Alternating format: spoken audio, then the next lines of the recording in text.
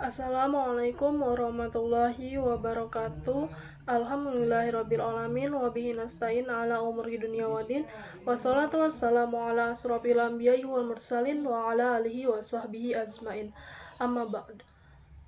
Perkenalkan nama saya Ririn Anggita Citra. Saya berasal dari kelas PGMI 3B dengan semester 3 dan dengan NIM 2112400066. Baik, yang saya hormati Ibu Helna Nelis, selaku dosen pengampu MK Pengembangan Kurikulum.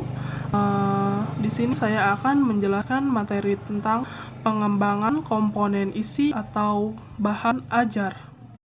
Pengertian komponen isi atau komponen materi. Jadi pengertian dari komponen materi adalah komponen yang didesain untuk mencapai komponen tujuan. Jadi komponen yang dicapai untuk mendesain komponen tujuan. Yang dimaksud komponen materi adalah bahan-bahan komponen materi yang terdiri dari ilmu pengetahuan, nilai, pengalaman, keterampilan yang dikembangkan ke dalam proses pembelajaran guna mencapai komponen tujuan. Jadi pembelajaran komponen materi harus dikembangkan untuk mencapai komponen tujuan. Oleh karena itu, komponen tujuan dengan komponen materi atau dengan komponen-komponen yang lain haruslah saling berhubungan. Sedangkan pengertian dari isi kurikulum juga diantaranya adalah merupakan susunan bahan kajian pembelajaran untuk mencapai tujuan pendidikan nasional yang meliputi bahan kajian dan mata pelajaran. Jenis-jenis bahan ajar. Menurut Andi Prastowo, berdasarkan bentuknya, bahan ajar dibedakan menjadi 4 bagian. Yang pertama yaitu bahan ajar cetak atau printed, adalah sejumlah bahan yang disiapkan dengan kertas yang dapat berfungsi untuk keperluan pembelajaran atau penyampaian informasi, contohnya buku, modul, lembar kerja, dan lain-lain. Yang kedua, bahan ajar dengar atau audio atau program audio adalah semua sistem yang menggunakan sinyal radio secara langsung yang dapat dimainkan atau didengar oleh seseorang atau sekelompok orang, contohnya kaset radio, piringan hitam. Kemudian yang ketiga, bahan ajar pandang atau dengar atau audiovisual adalah segala sesuatu yang memungkinkan sinyal audio dapat dikomunikasikan dengan gambar bergerak secara sekuensial, contohnya video, compact disc, dan film. Kemudian yang terakhir yaitu bahan ajar interaktif atau interactive teaching materials adalah kombinasi dari 2 atau lebih media audio, teks, grafik, gambar, animasi, dan video yang oleh penggunanya dimanipulasi atau diberi perlakuan untuk mengendalikan suatu perintah dan atau perilaku alami dari suatu presentasi, contohnya compact disc interaktif. Secara umum, sifat bahan atau isi kurikulum antaranya ada fakta, konsep, prinsip, dan keterampilan. Dari fakta sendiri, fakta adalah sifat dari suatu gejala, peristiwa, benda yang wujudnya dapat ditangkap dan dipelajari melalui informasi-informasi dalam bentuk lambang, kata-kata, istilah, dan lain-lain. Sedangkan konsep yaitu serangkaian perangsang yang memiliki sifat yang sama. Konsep dibentuk melalui pola unsur bersama di antara anggota kumpulan atau rangkaian. Prinsip yaitu pola antarhubungan fungsional di antara konsep. Prinsip merupakan hubungan fungsional dari beberapa konsep. Keterampilan pola kegiatan yang bertujuan untuk memanipulasi dan koordinasi informasi yang dipelajari. Kedalaman dan keluasan materi kurikulum. Perlu dilakukan pemilihan. Ini dimaksudkan supaya materi tersebut dapat dipelajari serta ditelaah oleh peserta didik. Menurut M. Nasution, pemilihan bahan kurikulum tersebut dapat dilakukan dengan cara sebagai berikut.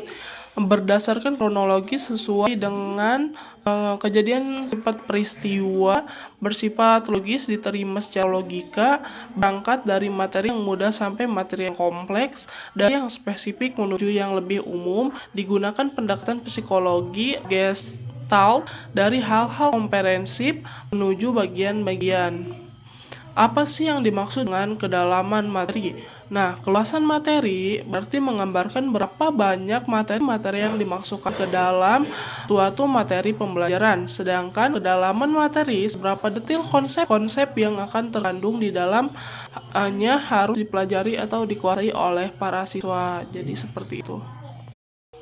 Adapun langkah-langkah yang harus dilakukan seorang pendidik dalam menyusun sebuah materi ajar atau bahan ajar adalah sebagai berikut. Di antaranya, 1. Identifikasi standar kompetensi dan kompetensi dasar. Kemudian, menentukan materi pembelajaran merupakan sebuah awal dari langkah-langkah dalam menentukan bahan ajar dan harus dilakukan terlebih dahulu yang mengacu pada aspek-aspek kebutuhan kompetisi pendidik.